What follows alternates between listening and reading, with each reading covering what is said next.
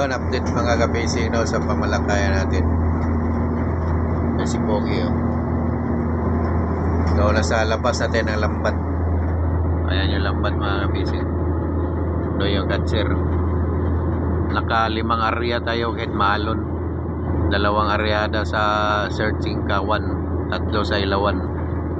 Pakunti-kunti lang. Naka 400 plus na tayo. Tsaga-tsaga. So, maalon pa rin ngayon yung panahon mga ka-facing no. Wala na siyang ulan, alon na lang sa kahangin. Ayan, sampa na.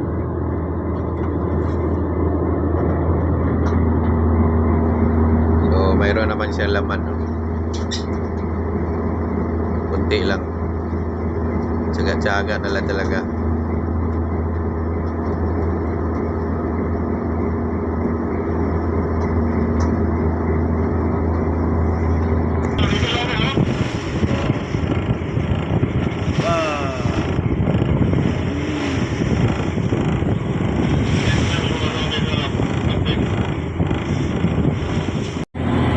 Tapos lang ang area natin panlima.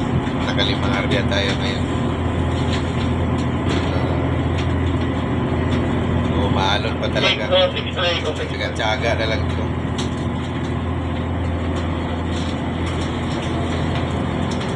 So, tingnan natin mamaya kung makadikit tayo sa career. Subukan natin yung maalon. Makakuha rin tayo ng tubig. Wala na tubig.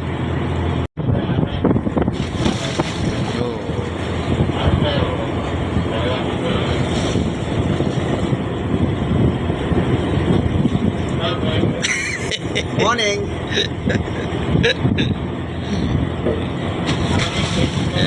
Tayo na Guerrero. Banggain mo tayo na Guerrero.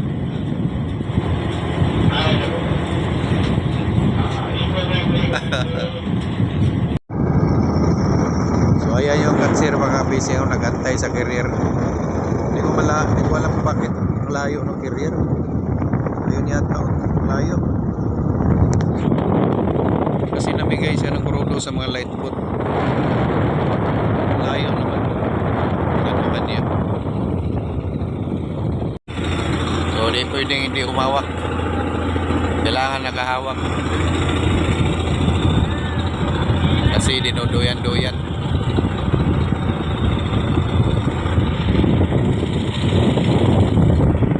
So hintay tayo sa career no. Ayun malayo pa oh. Tumatakbo na yata, layo.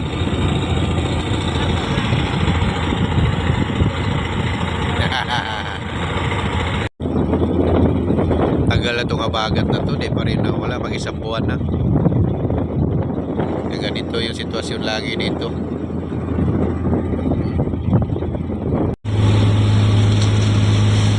Magumpog-umpog.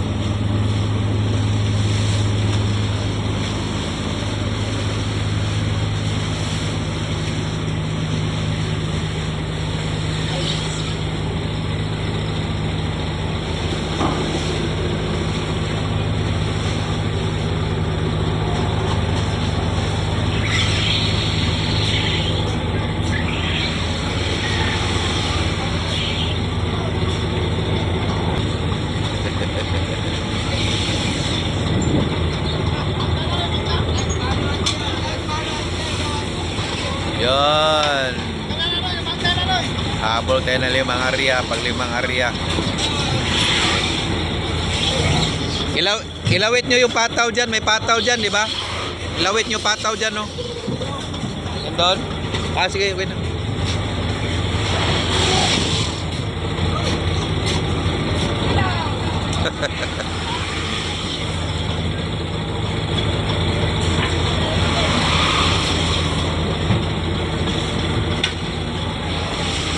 Tubig, tubig. Unahin yung salang tubig para madali. Tubig ba?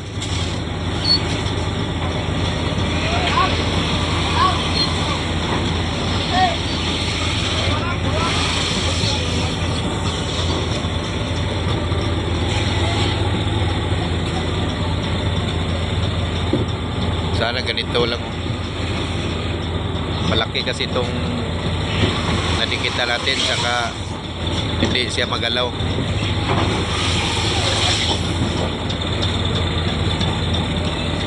Yun, baka makaisandaan din.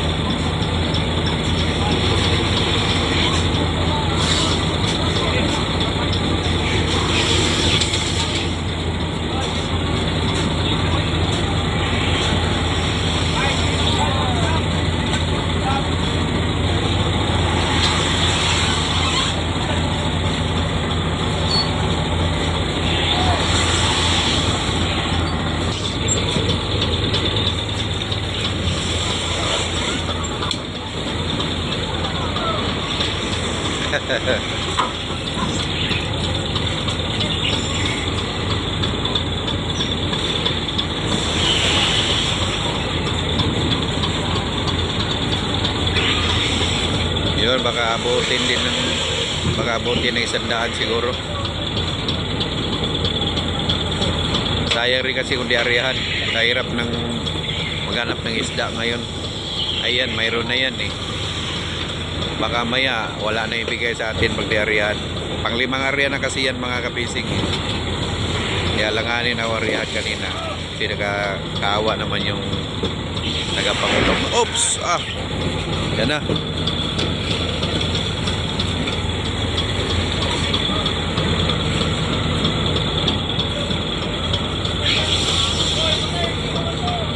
Grabe. Alon.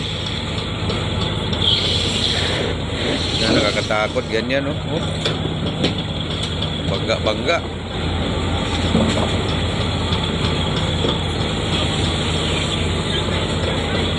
Buti sakto rin yung gulong doon, no? Saka may pataw na nilagay.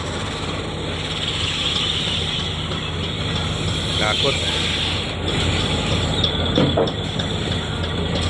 Ayan na. Tubig na, yung krudo na lang.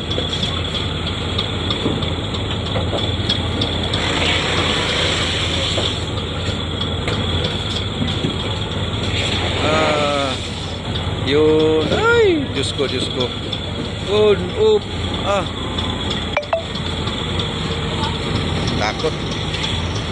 So, nakahawak tayo dito mga kapit ko. Are, ito. Tukuntog na mga kapising. Ay ka.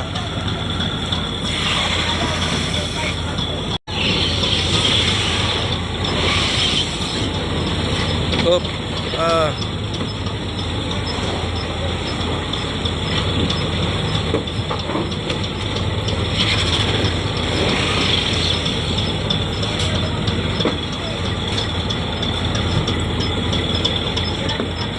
Tawid.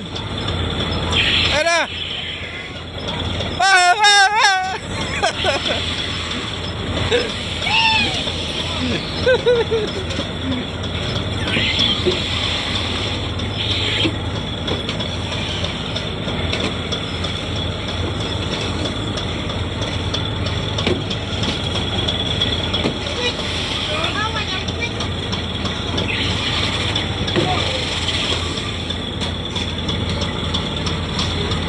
Kaya naghirap mga kapisi pag maalon eh. Kaya nag-i-skip na lang yung mga light boat. Hindi na kayang dumikit. Skip boat na lang. Kaya doble hirap ng ano. Magkukuha ng hilo, pangulam. Kasi ikakarga pa nila sa skip boat. Tapos lipat na naman doon sa ilawan. Hindi katulad nung didikit talaga eh, diretso ng. Pero ganoon talaga pagka maalon. Hindi pwedeng pipilitin para lang makakuha ng ulam. Lalo na yung mga light boat, yung mga ilaw yan.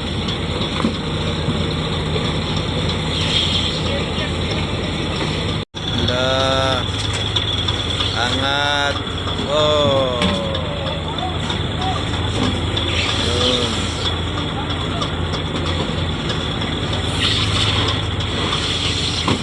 Oops. Bunggo Layo rin kasi dito sa skip sa likod eh. Kabila. So matanggalan pa tayo dito kasi may krudo pa. Yung Pangulong pa nauna kumuha ng krudo. Mahuli pa tayo.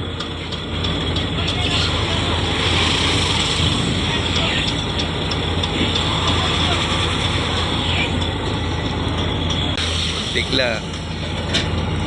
Baka kasi pag bangga dito sa kwan tapos pabaliktad kami, kakatakot.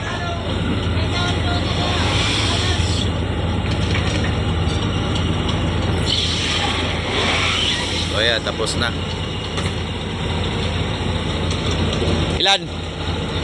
Ha? 100? 100, 566 na lang. Doon, Roy. So nakasarado yung 100. Oh, kita mo. Kundi na riyan, sayang yung 100.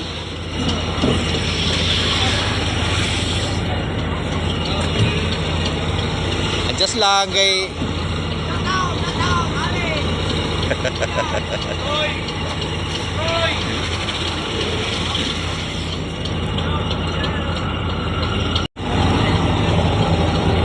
So inabot ng 100 yung panguling area natin. So naka 566 tayo ngayong gabi na to. Hindi na masama ganitong panahon. So mababa na tayo kay Malon. So nakaangkla na kami mga kapising, no.